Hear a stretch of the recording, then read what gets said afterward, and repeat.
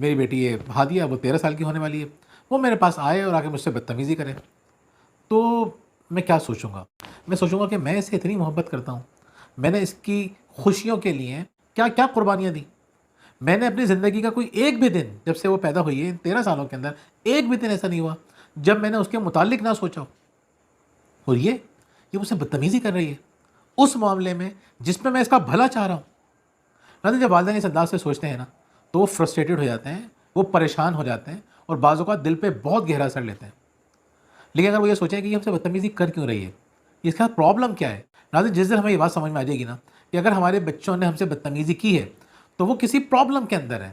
تو بچے ہم سے امیدیں رکھتے ہیں، وہ یہ چاہتے ہیں کہ ہم ان کو سمجھیں، مشکل وقت میں ان کا ساتھ دیں. اور بچے دیکھتے ہیں کہ ماں باپ مشکل وقت میں ساتھ دینے کے بجائے ان پہ طنز کر رہے ہیں، ان پہ غصہ کر رہے ہیں، نصیحتیں کر رہے ہیں، سمجھنے کی کوشش نہیں کر رہے، تو بچے بعض اوقات فرسٹریٹڈ ہو جاتے ہیں.